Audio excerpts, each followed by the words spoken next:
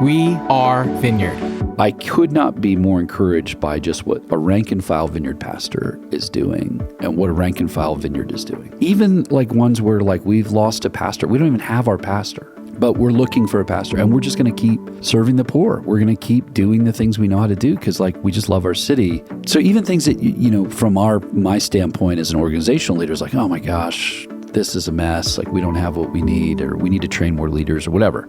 Which we do, by the way. People are just doing it anyway because they just love their cities. They love with like really inadequate training or with almost no budget. Yeah. The amount of stuff people are doing. Like, I'm going to work this extra job so I can make sure the church keeps this ministry going that serves the poor. It's like, what an honor, what a privilege, what a holy thing to serve these saints in this way. It's way better than I could have imagined, honestly.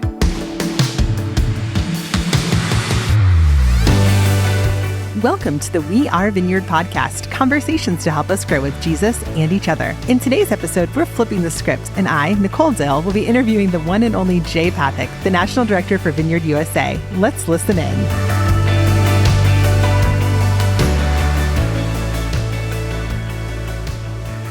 Well, hello, Jay. Hello. You're on the other side of the table today. I guess I am. We get to interview you for the We Are Vineyard podcast. Okay. Have you been a guest ever on the podcast? No. I mean, on the Ferment with Adam, but so we may have doubled that one up. So maybe technically. That's right. We might have done that, which Adam is a masterful interviewer, and people should go back and listen to that one. But, you know, we've been doing a series this year talking to all the national leadership team members and hearing a little bit about what did you think this job was going to be when you got into it? What was it? What are you learning? And so I'm excited to talk to you today and hear about that from your chair as our national director. Sure. It's been exactly what you thought it was going to be, right? From day one? Well, honestly, a lot of it has, if I'm honest. But it's a different job than when anyone else did this job. Mm-hmm. Because of the things we did through the reorg process, I knew it was going to be new. Yeah. Does that make sense? So it's sort of like getting married. You don't know what it's going to be like, but you know it's going to be different. Yep. Does that make sense? Well, and then in premarital counseling, they tell you all these things, and you're like, but we're never going to fight about money. Yeah, you ignore them. Yeah, that's exactly how it works. It's prophetic in nature. Yep. Premarital, but yeah. So yeah, I mean, it has been different, obviously, but not entirely. There's ways I could tell it was going to be some of the things it's been. Yeah. Well, let's start there. What did you think you were walking into? Obviously, you were involved in the reorg process. Mm-hmm. You took the role, so you had an idea of what you're stepping into. What did you expect? Well, I knew that we would have a team in a way that no one's ever had in this role. Yeah. So, you know, this role, though you had teams, that technically they were all volunteers. So anyone who's led in a church or frankly even a nonprofit knows that leading volunteers is very different than leading staff. There's only certain things you can ask for, and when things aren't followed through, technically you can fire volunteers, but that's strange.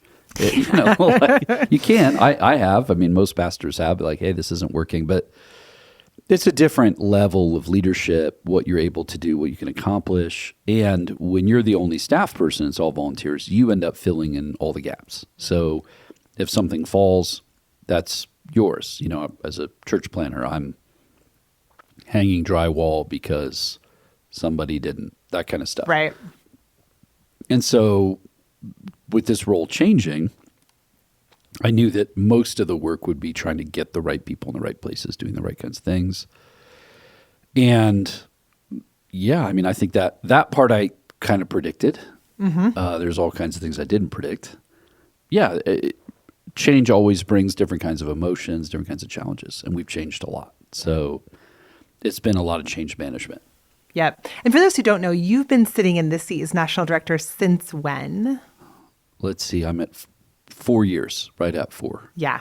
Yep. So 2021 until now. Okay. Yep. It's really good. Yep. What did I would love to hear, what did you feel confident stepping into? You're like, I think that I can do this, or this team can do this. This is what we can accomplish, even in the first 4 years. Like if you were sitting here, you're talking to 2021 Jay. Well, I mean, what's interesting is I don't have to guess. I wrote a paper to this end, So I had a paper that I was writing. What could I imagine the 5 years being? As part of the process of selection for national director. Yeah. So we had to do videos, and, there were psychological assessments and all this stuff, much like we did as we hired the team. That wasn't just contrary to some false critique. It was an extensive process of interview and psychological assessment, all kinds of things, projects and papers. And yeah, I mean, I had 5 key objectives, and all of those but one are at least running.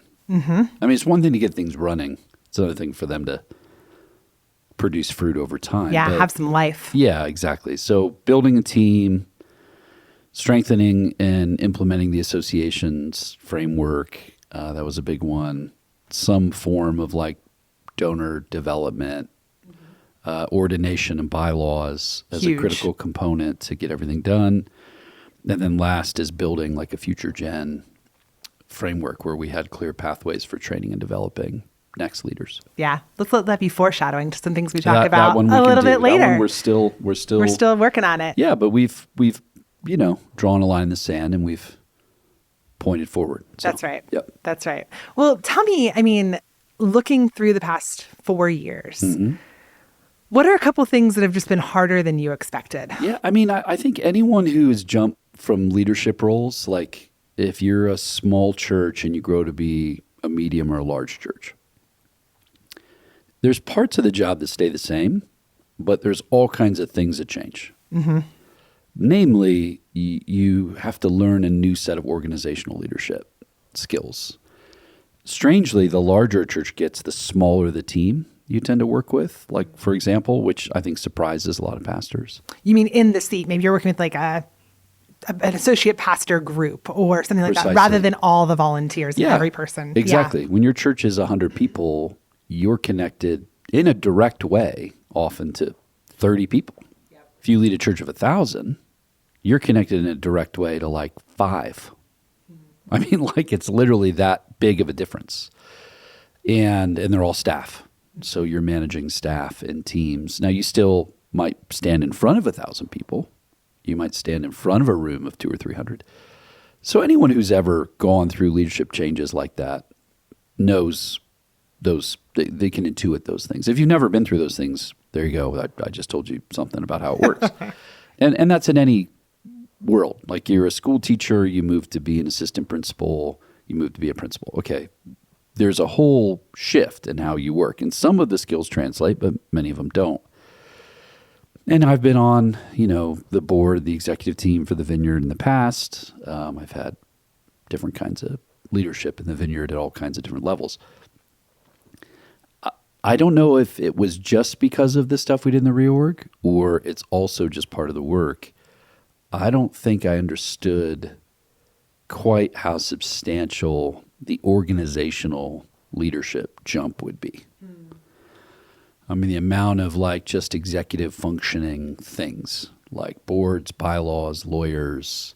Documents on documents. Yeah. It's just like, it's a lot more than I've done in the past. It's similar, like, it's spreadsheets and, again, and we have very, very capable people helping. So it's not a question of whether we can do it or not, or it's not completely foreign.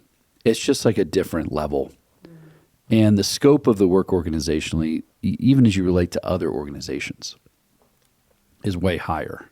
Give an example of that. I mean, we're a part of different kinds of ecumenical groups, for example, or something like Vineyard Worship has a whole budget and financial system that is independent or has been independent historically from Vineyard USA. So those are all like big learning curves. Yeah. Like I didn't know I was supposed to be a part of this meeting or I have to weigh in on this or that decision or, I didn't know, I didn't realize that was all part of it. Plus the global, the U.S. has a huge commitment to the international movement. And that has all kinds of different mechanisms attached to it of what it means to be one of the AVCs. Means we're weighing in on different things that are happening across the world, interacting with leaders across the world. I don't think I quite understood the level of complexity with all of that. So that's been a big learning curve. I mean, frankly, just to even learn it, then learn how to execute that. Right. And again, the hires have helped. I mean, to have a managing director, to have a CFO. I mean, I don't want it to sound like I'm bearing all of that weight because I'm not, but it's a big jump. Right. It's a big jump. And to weigh in on, we were in a meeting just weeks ago. We're learning about how record labels work and how does it even work? How do you even know those things? What contract did you sign 30 years ago? Right. And how does that change over time? And and the way that lawyers work within legal schemes of insurance and how that depends state by state. And, it's a scope issue and a complexity issue, which I don't think I could have even begun to process that. Which is fascinating because, like you said, you were on the executive team. You've sat in some of these rooms before. Yes. But the learning curve still exists, Big time. And I think that's true. If you're a church planter, and all of a sudden maybe you're doing mobile church and you have to figure out, I remember buying a trailer when I was a church planter, being like, I don't know anything about trailers. Nobody taught me this in a church planting boot camp. Yes. But you figure it out as you're going. Or HR. Right. You have to have insurance and you're like, how do I do that? And there's people that help. Right. Yep. But it just takes a minute. And so, I don't know that I quite comprehended that, honestly. Yeah. Maybe there's no way to. I don't know. I mean, I like Bolsinger's thoughts about how leadership really works is you can't train people for what they need to learn. They have to get into it and they become the kind of person that can do it or they can't. Right. So it's the crucible of leadership. You can attempt to train people, just like we talked about premarital a minute ago, but they're not really listening or they don't really get it until they're in it. Mm-hmm. And then you have choices to make. How are we going to respond and react to this? And, as I bump into people around the movement or around the world or even just outside of the Vineyard who've been watching the work we've been doing, they often are like, oh my goodness, like you guys have been through a lot. You're dealing with a lot. And in one sense, that's true. Mm-hmm. But the truth is, the reason we're dealing with a lot is because we're trying to get healthier. Right. When you try to make moves like we're making, things surface in a different way. And when you've had some people who are leading with you have a commitment, dare I say even a value, to not being connected and to not being accountable, the minute you begin to press on that stuff, you're going to get a lot of conflict. You're going to get a lot of resistance and a lot of mess might show up. Mm-hmm. And that mess isn't even necessarily related to stuff that's illegal or illicit or immoral. It's just not been developed. It's just kind of messy. Relational or totally organizational because we don't know any better. We're learning as we go or whatever it might be. Yes. I mean, whatever you're using to budget your life hopefully works for you right now.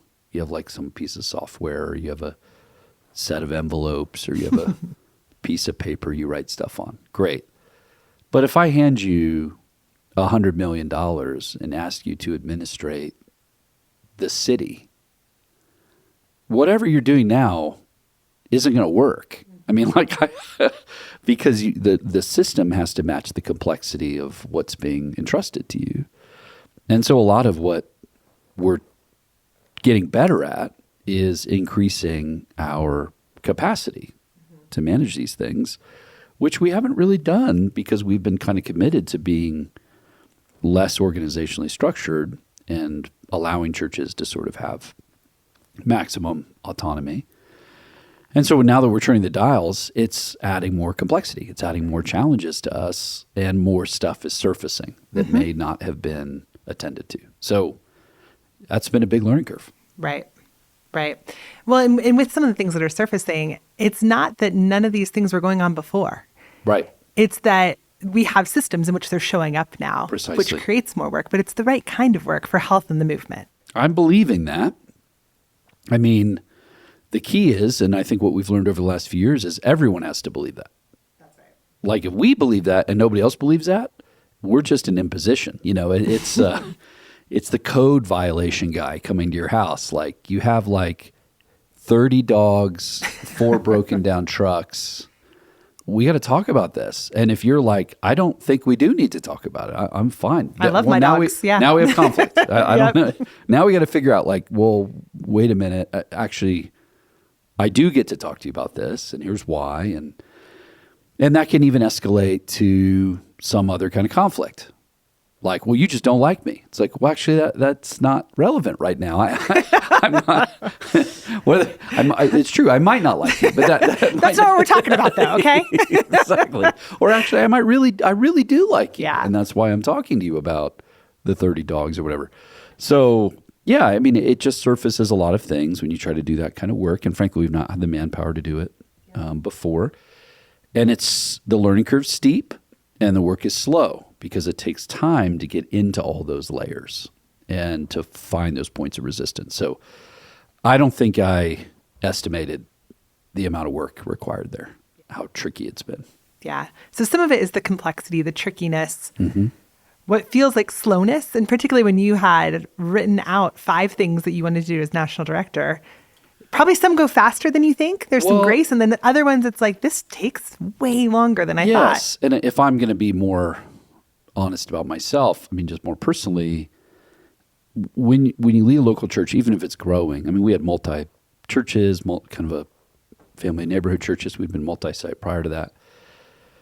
So I understand how complexity can increase and how it can get tricky. The thing that I could do always as a local church pastor is just go grab coffee.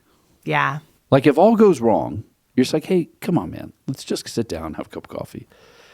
And you're working with leaders, you're going to figure it out.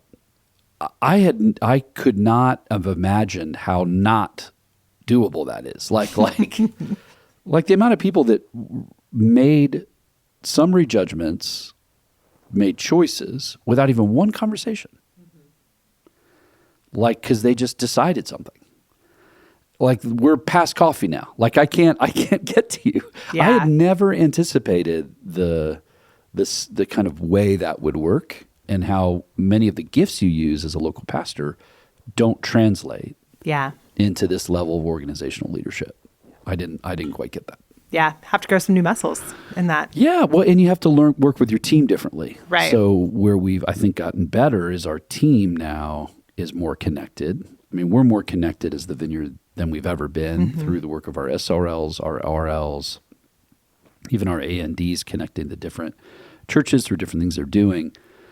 So it's becoming less national director centric. Like a lot of these folks can make these calls and be connected in a way that they're engendering trust. But that takes time, and it has taken time, because those have all been volunteers historically, and now they're connected in staff. Yeah, it's good. So one thing that was harder was just the complexity, the learning curve of all this. Give me one more. I mean, there's a lot more. Yeah, there's probably 20 more. It relates to the first one, though it's not exactly the same, is I don't think I estimated adequately how the power differentials of leading at this level impact the way people understand or interpret you as a person, as a leader. I mean, to take this kind of role means I'm paramount to like a B-list celebrity that you can make comments about, like, boy, their haircut is dumb or something, that you might put on like Facebook or, I don't think I estimated, like, I'm still just like, I feel like I'm still just me, and I've been on national stages. I've taught at different stuff. I've had different things I do that I've had scope, but I've not had influence like what it means to be in this. And so scope is still fairly harmless if you're just teaching this one thing or writing that one thing. But now that you have influence, you have authority, people form opinions, say whatever they want, in good and bad ways. Like people just assume you're better than you are or you're worse than you are. And it's really changed the way I understand even how that stuff works. Like like I'm way slower to be critical of people I don't know Yeah. than I used to be. Yep. I mean, the speed at which I could say something about a politician or another church leader is like, yeah, well, they're just kind of dumb. That's a dumb thing or whatever. And say it just like off the cuff, like with a group of folks. I really I repent of, honestly. I mean, because the amount of times things come to me and I'm like, what? Like, that doesn't even make sense. Like, I don't believe that. I didn't say that. I don't know. But it's because there's a way that our culture works right now and how we understand celebrity, and there's a distance that's formed through the internet. So there's a strange mix of information without connection. Yeah. And so the fact I have information without connection means I can form opinions that are really, really strong, maybe even emotional. And I have no qualms about like just stating those openly and freely. And by the way, if it turns out I was wrong, like I realize I was wrong later, I'm not going to go back and apologize. I'm not going to make that right because I was throwing that into the ether anyway. Like much like I wouldn't, call the Biden administration to apologize, because, whatever. They don't know me. I don't think I realized how strange that is. Again, I've been a local church pastor. I know what criticism feels like. I know what it's like that people don't like what you do. I get it. But you're in a pretty contained environment. Like I can still talk to that person. I can see them. I can work this out. It doesn't work that way at this level. It's really strange. Yep. Certainly not on the internet. Certainly not on the internet or even within our Vineyard family. Yeah. I mean, I've had to have the awkward experience of knowing someone has said a bunch of horrible things about me who I knew really well prior to this job, that then I see in person at an event. And it's like, wow, I don't know how to behave right now. So the amount of work I want to be really connected to you and the way I've always been, but it feels something's changed. Mm-hmm. And so just even with the psychiatrist and, with different coaches in my life, it's been really helpful to realize I'm still doing this for an audience of one. As much as things have changed, a lot of things haven't changed. I'm not doing this for some kind of fame and criticism does reveal the heart. It does enable you to ask harder questions about who am I really listening to? Mm-hmm. Does anybody who talks get a hearing? And yet, how do I not become so guarded and careful that I can't receive criticism even from the edges that might be helpful to me or to the work I do? So, those aren't like crystal clear. It's art, not science. It's not just an organizational question. It's a hard question for a leader. But yeah, I don't think I could have imagined like the depth of opinions people could form within 8 to 10 seconds. And then immediately broadcast. Yeah, I'm like, wow, I didn't know that's how that worked. And it's interesting because I have other friends that maybe are in politics or in music and just saying this to them, like, here's something I'm experiencing. And they're like, oh yeah, that's just how this works. And that's a new set of muscles that I didn't have. I don't know if I still have. I'm trying to form them, but it's just different. And to keep your heart in the place where you're honestly serving the Lord and you believe the best about people. And also it goes on the positive ways too. There's people that fawn and say nice things that, they don't know me. You're like, I'm not that great. Yeah, that's not even true. yeah, totally. Like, thank you. I mean, but yeah, my psychiatrist said to me, he was like, hey, listen, you get blamed for stuff you didn't do. You might as well take some credit for stuff you didn't do, right? So like, don't be too hard on yourself. I'm like, all right, fair enough. Thanks. Yeah, right. Yeah, that's a fair point. Yeah. So nothing has made me look at, documentaries, podcasts, news stories differently than being in this job. Being like, who is that person? Well, even looking backward. Yeah. Like, maybe it's funny they didn't interview this person. Yeah, I'm really aware who gets omitted. Yeah. Not just what's said, but what isn't said. Right. So why wasn't that person's thoughts included? Yes. That's an interesting problem. Now, when they say we asked for comment and they said no, sure, like, of course. Okay, I get it. And there might be a million reasons why someone does that too, and they might not do that because they don't trust the person who's interviewed. Like, well, wait a minute. If I do give you a comment, are you actually going to include the whole comment? Uh-huh. Are you going to use that? Are you going to twist that up in some kind of way that now I have to defend that elsewhere? It is the Wild West. I didn't realize how confusing Yes. it is to be in this space. Yes. He said to the comms director. So, well, I know. Yeah. I used to find, watching documentaries is how my husband and I would like unwind at night. Yeah, it was now funny. I'm more wound up watching totally. them because I'm like, but Yes. did they do that angle? And what about this? And is that truth? And well, isn't ooh, it that's strange good. that this one person, there's no comment from them? Mm-hmm. And why? I bet they would have another thing to say Sure. about that. Or, Sure. yeah, it's fascinating. Yep. Yeah. Yeah. Super interesting. Tell me about a few things that are just going better. They're like positive. They're warm. You had a grace that you didn't expect, or we had a grace in those. Like, what are a couple of So those ready. things you're seeing? So ready. I mean, the biggest one would be this. I could not have estimated how, this part could make me cry, how fantastic our pastors and leaders really are. Like, the amount of pastors that just love God, they love their cities, they serve the poor, they share their faith. It's just so much better than I could have imagined, honestly. And, I get to hear stories from SRLs and RLs who are connected to local churches. But the amount of small church pastors, large church pastors, rural pastors, city pastors, that in places that you've never heard of, Yeah. let alone visited, that are running a in-house addiction recovery treatment center where they quite literally live with people coming off the streets, helping them get clean. To a pastor who their church is serving refugees, doing food distribution through them, helping them find jobs. I mean, I could go on and on. And the two stories I just said, I would bet you anything you've never even heard of the cities they live in, let alone their church. Sure.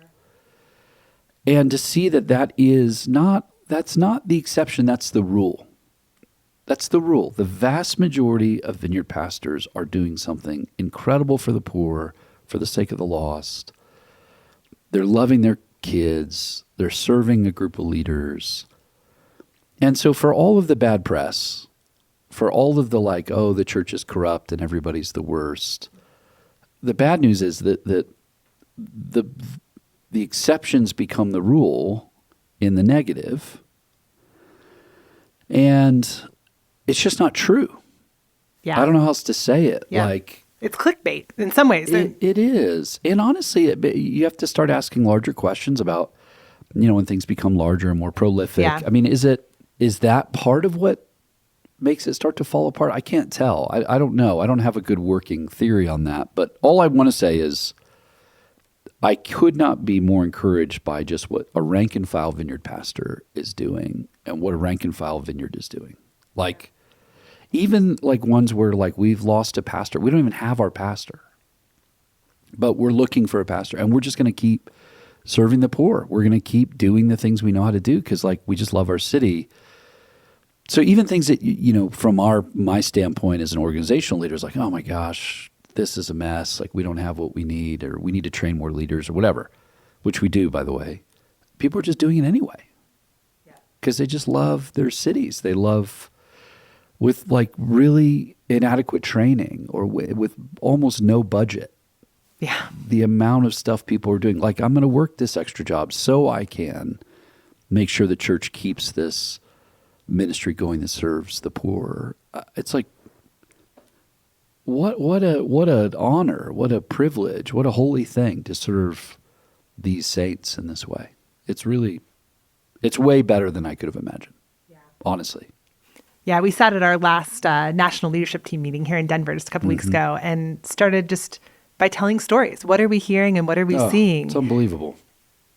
I couldn't contain the joy. I walked into that meeting tired, But when you start hearing the stories, we're dealing with the margins Yeah. of mess. So yes, it's easy to become kind of,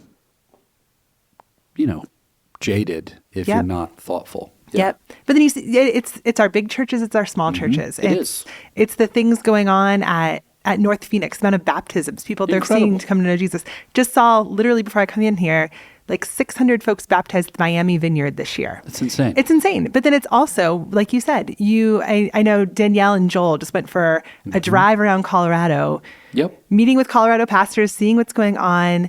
They could not contain the stories and the joy and the emotion dozens of just sitting with our pastors, and sometimes in pain, but often even in pain, serving their cities. Well, it's not easy. No. So what I don't want to say is everyone's like, just bouncing around with nothing but joy. It's all up and to the right. Yeah, I mean, it's painful. I mean, the things we just described are really messy and hard, and yet your rank and file vineyard leader, regardless of the size of their church, is genuinely in a real relationship with God and a real relationship in their family. They're really serving the poor. They're really preaching the gospel. They're really experiencing and ministering the power of the Spirit.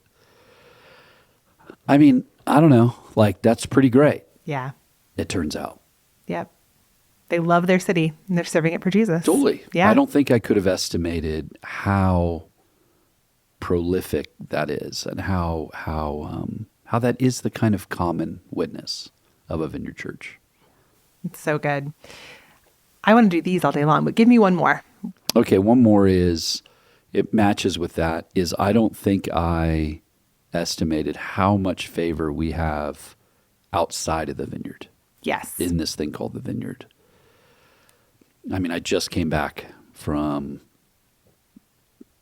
I literally 2 days ago flew home from a new bishop being installed for C4SO. Our dear friend, longtime friend, Todd Hunter is retiring. And they installed a guy named Jeff Bailey. For those who have been around the vineyard a long time would remember Jeff's name from doing the Cutting Edge magazines back in the day. So Jeff's an old vineyard guy for us and is now an Anglican bishop. And so, in support of that effort, because we love our Anglican friends, I went out there with Caleb, and turns out Steve and Cindy Nicholson were there because Jeff had been an intern at their church.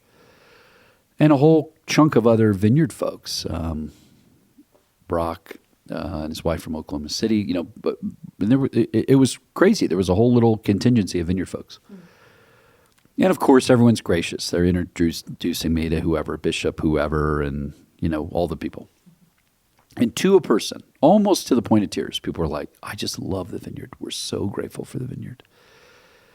And I think even in the sort of ordination ceremony, the vineyard came up probably half a dozen times. We're so grateful for the influence of the vineyard.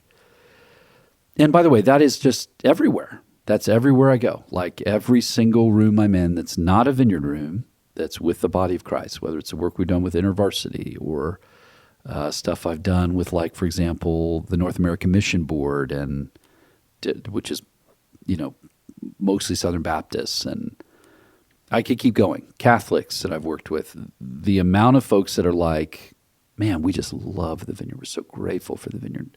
Grateful for worship. We're grateful for the ministry of the Spirit and the equipping of the saints. And as much as anything, like the posture of a vineyard leader, like the level of humility and general graciousness that we experience when we're with vineyard people. So I kind of knew that. I'd done enough stuff outside of the vineyard to know, yeah, I think people generally like us, but it's way more than I could have imagined. It's just tons and tons of favor. And again, that has nothing to do with me. Like, I've not done any of that. Like, I those are all someone else's stories, totally. And the ways that they've connected to those people. And probably from one of the things I talked about before. I went to this one vineyard when I was at this small school in the Midwest. And it was a lifesaver for me. And so now I'm leading XYZ nonprofit. But man, I'm just so grateful for the vineyard, for that little church I was in Florida. Because I was there on a business thing and went to this church. Our marriage was struggling, and my life was changed. I'm forever grateful for the vineyard. How many of them are those small stories? And then, of course, the big ones like, man, Refiner's Fire, or, the Wimber thing. But it's just seemingly endless how much favor we have. And honestly, if there's a critique in relationship to that, the only critique is like, where have you guys been? Right. We need more of you, not less of you. Right. Like, why aren't you in all the rooms with us? Mm-hmm. Why can't you come and be at da-da-da? So, I mean, if all I did as a full-time job was do stuff outside the Vineyard, like I didn't do any of the other meetings. Plenty to do. I'd have plenty to do. Totally. I could do as much as I want because that favor's been earned by faithful pastors over decades and leaders. So I could not have estimated, and I'm so grateful, so encouraging.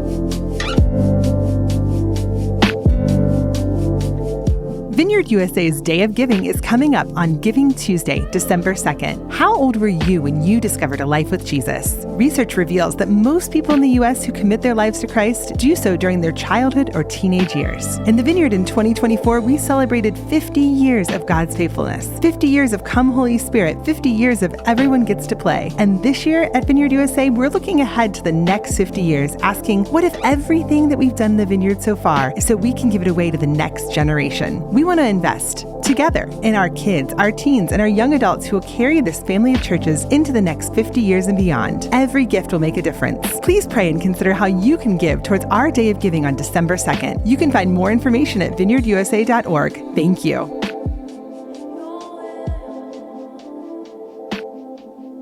We have a unique opportunity when we sit down and even record people for the national conference. Mm-hmm. Every single time they have a Vineyard story. Now, we don't just choose those people. One. Yes. And we're not just like, let's go through the list of people who have a Vineyard story and then we'll introduce them. No. We don't know. We have no idea. Yeah, but they do. And so many of them aren't even necessarily a church ministry. Yes. It's an individual who maybe took a bold step with a prophetic word. I mean, think about Henry Cloud in his interview from our national conference a few years ago. It's a guy in a locker room, who has this word. And I meet him because I'm in a bigger room and someone says, oh, this is Jay's with the Vineyard. And he grabs me and says, can I get a minute with you? And I'm like, wait a minute, you were the keynote speaker. Totally. I came to just see your thing. I've read 10 of your books. That's right. Yeah. He's like, Jay, can we get a cup of coffee? I want to tell you my Vineyard story and I want to figure out how I can help you. I'm like, sure. I mean, and that's all the time. Yeah. That's not like, oh, there is that one cool story. Yep. And we get to put some of those cool stories on a video or in a podcast. But I just think it's important for Vineyard pastors and leaders to know that the fruit of your work is extending in a way that I could not have anticipated. And it's often small. Yeah. This one church in Florida or Iowa or whatever. I mean, I'm thinking of real stories when I say that. Like, yeah, I was in school and I just went to this church and changed my life. Yeah. It's unbelievable. It's incredible. It's incredible. So as we think about the work that's been done in the last 4 years, I mean, some of this work, like bylaw and ordination work that Rob and Caleb have really pushed forward. Again, with Tori, we have people on our team that have just done incredible work for that. Yep. People were like, that's never going to happen. Yeah. I mean, didn't believe it. And it's incredible. The strides that have happened in those ways. There's been so much organizational structure and leadership they're trying to provide and things we're trying to clean up and shore up, all of that. Yep. What's next? How does the things that we've done in the last 4 years set us up for what we want to do in the future? Yeah, I mean, I think that the right question to ask if I was watching our work would be, for what? Mm-hmm. So what? For what? Unto what? Yeah, why? Yep. And that's the right question for what it's worth. I don't find that to be critical in any way. I think that's the right question. And yeah, all the structure, all of the alignment, all of the clarifying will produce health. So that is an end in itself. Like if that's all it did, probably worth it. Yep. But I think it's more than that. I think it's so that we can clarify and piece something together such that it's able to be handed on and we can take some more risks. Mm-hmm. Like you can take as many risks as you have stability without incurring massive damage. So you can take whatever risk you want, whenever you want. If you don't have a safety net and you've never done it before, you might hurt yourself and everyone around Sure. you. But if you have safety nets, you have a little bit more structure around you. You're not just shooting a cannon in a canoe, because you could do that.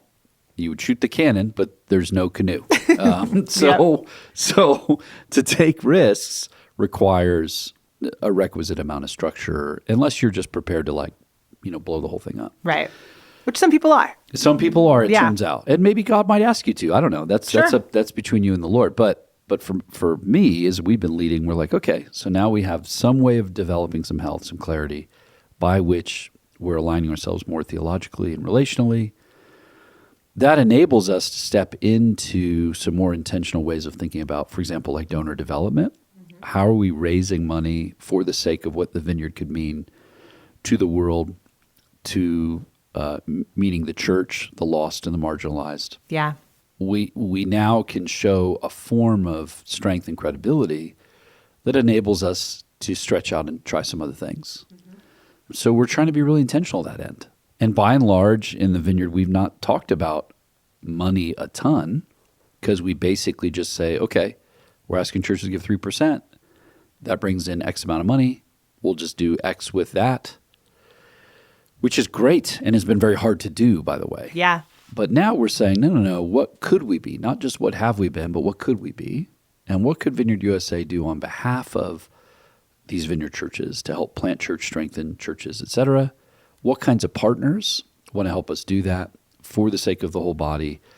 And what kinds of donors would be interested in that? Mm-hmm. And what kinds of foundations? And there's a certain kind of donor that's excited about their local church, but really has a bigger dream. Yeah. Like, I want to be a part of seeing more vineyards around the country, around the world. Is there a way to do that? And we've had ways to do that, to be sure. But maybe it hasn't been structured or aligned in a manner by which we could get more support, like vast amounts of support, to get that work done, to take some risks. And so that's a huge one. And then, of course, the big risks are around building another generation of vineyard people, let alone leaders and pastors. Yeah. And everybody knows this, but teenagers and college kids don't have any money. Nope. So they can't give any money. So if you really want to do that seriously, you got to pay for it. Mm-hmm. Anyone who right now has teenagers or any kids in college, like myself, know that it's expensive to help people in this age, and that's going to be true for the stuff we want to do. And so, but you're investing. Yeah. And local churches, of course, are doing this with their youth groups, their college ministries, and the like. But we're believing that, as from the national platform, we want to start to create more context, training, curriculum, and teams that assist those churches to get that work done, and then work with partners that are also getting that work done, whether it's in college or with high school. Yep.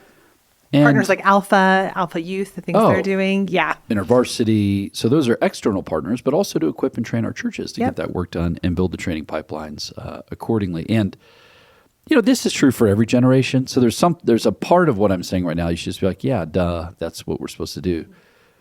But it's a little different than that. About everyone I know that's studying what's happening in America and in the West right now is singing the same song. They're telling the same story, which is that we're in what some have dubbed the quiet revival. We're watching specifically 18 to 25-year-olds walking into church at a rate that we've not seen, at least in my lifetime, maybe since the 60s and early 70s. And it could be a combination of the turmoil, the anxieties. I don't know. Sociologists will have to do more work on that. But I'm experiencing that anecdotally in like our churches here in Denver. Yeah.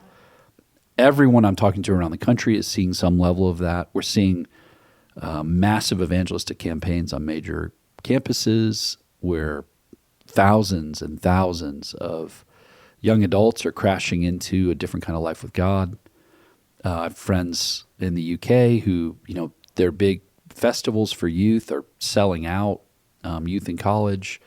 They literally can't create enough space for this stuff. So I don't know, is that a combination of sociological impulses or a move of God or something in between? I don't really know. But whatever it is, it's bearing fruit that looks like the kingdom. Yeah. And the hardest stat to look at that we always see the most drop-off in is young men, 18 to 25. 18 to 25-year-old men for the last few generations are the least likely to move towards a church. Yeah.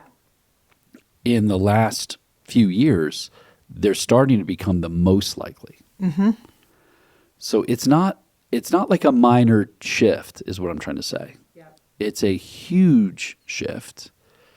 And part of what we do as leaders is read the signs of the times. It's our job to prepare ourselves to receive the harvest of the Lord. We don't do any of this stuff. We sow, we reap, but only God is who gives the increase. And so when we start to see increase, part of the job of leaders, definitely at a national level, but even a local level, is to use another analogy, you tilt the sails to catch the wind. If this is what God is doing, our job is to tilt the sails to catch the wind. And so, we have our big day of giving upcoming where we're saying, listen, let's be generous. Let's build something that looks like a festival for young adults. That's what we're aiming at. We're dreaming for. Let's build a team that can manage this regionally or nationally to help youth and college ministry across the country. Let's build resourcing to help even further down the pipeline with kids. Yep. Let's help our regional retreats. We're going to show up at our youth regional retreats this year. We're going to show up at all of them with our national team and try to provide support and cohesion. I mean, there have been so many. There's so many have been so faithfully serving for so long with youth and college and Vineyard churches at not just a local level, but an area and a regional level. There's been camps and, they've just been doing it. Because they love the Lord and they love these kids. And we as a national movement are saying, okay, let's try to pull with the little bit of energy we have that we've created, let's try to pull together some resources and some ways to be able to support this work more effectively. And so I think that's, you're going to see more and more out of, my chair and out of our regional and super regional leaders. And I have real faith that. I think if we lean into that over the next couple of years, we're going to see real fruit. Yeah. That will show. It's not instant fruit. Stuff you do with kids in high school and college tends not to be instant. Yeah. But over the course of 3 to 5 years, it has an exponential amount of fruit and impact. Absolutely. Even just hearing you say this, encourage our Vineyard pastors and leaders, figure out what your church is doing here and get involved. Like I know, Jay, you had Youth Alpha in your backyard for a bunch of weeks. I hosted our youth group last night. Yeah. It's so fun. I thought I got enough of a Costco order that would last us the 2 weeks we're hosting. No it's chance. all gone. Instantly. Unbelievable. Yeah. But we also had 25 kids watching a Bible Project video and worshiping and praying for each other in my house. And there's nothing that gets me more excited about it. It is so life-giving. Yeah, we'll baptize more of those folks from my backyard this week, this Sunday.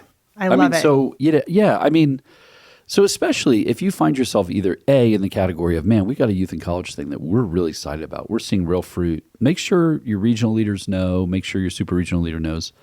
Because we want to try to build strength on strength. Our goal isn't to show up with some kind of package that comes over the top. We want to be able to strengthen, encourage, blow on the embers of what's already happening in the vineyard to build those fires up. But then it also might be true that you're like, man, I just feel stuck and I don't like ministry right now. Here's a way to like ministry. Be with younger people who are pursuing the heart of God. Yes. Or coming to faith. Watching a young person. The other night. Oh, yeah. The whole front is full of all these youth and college folks kneeling, and you can see all the old folks are like, we've been here an hour. Can we, put a fork in it? And they're like, we're not going anywhere. We couldn't. What are you going to do? You're going to shut down a meeting? You're not going to let them worship? So, yeah, those kinds of things inspire health in a way that isn't instantly measurable, but it really does have genuine fruit within the hearts of leaders and the culture of a church. So I have a lot of confidence that, first of all, this is just something God's doing. That's right. Forget about what we're doing. Honestly, forget even what the Vineyard's trying to do. God's doing this. So the question we have to answer is, do we want to be a part of that? Does the Vineyard want to be a part of something God's doing? And listen, there's lots of people in different generations and times say, no, we have the thing we're doing. Yeah. And we want God to do that. Yep. Okay. That's a choice. You can make that choice. And it might not even be sin. Yeah. It's just like, but I think that we have an opportunity to join specifically with youth in college, what God is doing. And I don't know. I don't know what that'll mean for us. I most of the time when you join with something God's doing, it changes you. Changes huge pieces of what you do. And so we'll see. Yep. But if what we're discerning as we pray as a team is accurate, it will produce a certain kind of fruit. That's right. Yeah. There's a few things we'll put in the show notes too. I mean, if you don't have something you're trying, try Alpha Youth. We're seeing they just redid it all. It's incredible. Really it's really good. It can be in your backyard. It can be at the church. There's lots of places. Just sign up on their website. It's free. Yeah. So there's no money. You just do it, and then they'll contact you and help you map out the whole deal. And we have coordinators even with Vineyard that will help you do it. Absolutely. And then our Day of Giving coming up December 2nd. So it's going to be a few weeks after. We're joining on Giving Tuesday, which is a big nonprofit day across the country. All kinds of organizations are involved. But we're going to point those things towards what we're doing with Next Gen. Yes. And so with that, if you're a local pastor, we have a whole package online where you can actually put it into your announcements. You can ask your church to give in those ways. Yes. If you want to write $1 million check, if you're listening now, you can write $1 million check.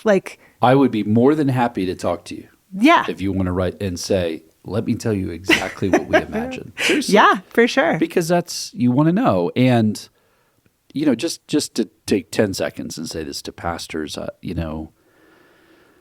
development's tricky. It's really hard when you raise money with and through people who raise money. Okay. So that's generally an awkward experience, right? Here's what I want to say. We want every Vineyard Church to thrive. Absolutely. We want everybody to give generously to your church. We want every person who attends a Vineyard Church to at least tithe. That's 10%. At least. So as much as we can as the Vineyard, we want to help you with that. We are not trying to take anything that would go to your budget, period. But I also want every Vineyard pastor and leader to know that there are people in your churches that have money that they're going to give somewhere not your church. It's already designated. They are like, hey, I've done all that stuff I'm going to do for my church. I have another pocket that I want to give to other kinds of ministry. Might even be generational ministry. I want to help reach another generation. So that is the pocket we're asking you to help us move toward. We don't want anything that comes to you to get, so for example, for our churches, we're going to write a check out of our budget to Vineyard USA for what some of our churches do in Denver. That would be great. If that's what you want to do as a Vineyard church, I think that would be great. Over and above the 3% you already give, you want to give. That's not primarily what we're aiming at. We're aiming toward people in your church who are going to be giving money to their university or to some random nonprofit, that we want an opportunity as a Vineyard to say, how about us? Mm-hmm. We're doing something around the country and around the world we would like you to participate in. The only way we know who those people are is if you're helping to identify them or you're creating a context where we can speak to them through things like you described, a package that you use on a Sunday, whatever. So I'm just asking you as Vineyard pastors and leaders to pray. Say, okay, God, how do you want me to participate with this? And I know that money reveals a heart, where we're nervous about our budgets, where we're anxious about how money works. This is a scary conversation. Mm-hmm. I get it. There's no one I know in the world, any organization, that wouldn't like some more money. Because they believe in what they do. As they should. Yes. And by the way, I do. If you've not heard it in this podcast, I do. I believe in what we do as local Vineyard churches. And there's another pocket. There's another kind of gift that people already are trying to figure out how to designate that doesn't come to your church. That we're asking for your help to figure out how to go to those folks and have them consider supporting some of this other work that ultimately does serve the mission of local Vineyard churches. That's great. We'll put all that in the show notes. Great. Jay, any last word? What do you want to say as we wrap up? Well, I'm excited for you, just like I did with all the other folks. The interview with Chris Jensen is really exciting. Yeah, coming up. Yeah. Yep. Great leader. Has really helped us from the table group, organizational health and leadership. I think I'll have John.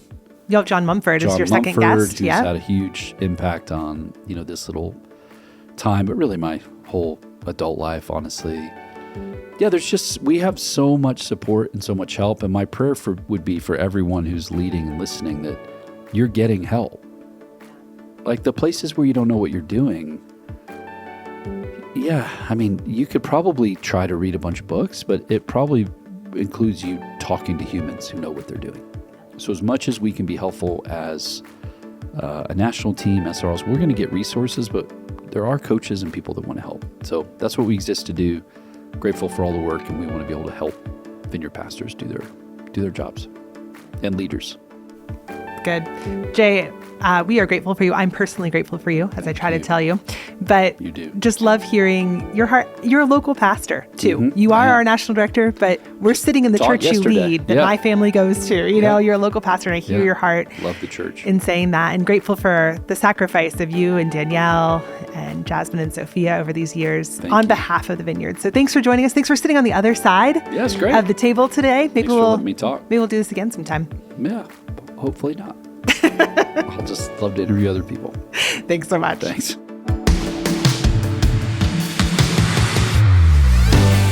The We Are Vineyard podcast is a production from the team at Vineyard USA. If you've been enjoying the podcast, here are a few ways you can help us. Leave us a review on the podcast platform of your choice. This helps more people find us. Connect with us online for additional resources. Our website is vineyardusa.org, and we're on Instagram, Facebook, and X at Vineyard USA. Thanks for listening, and we'll see you next week.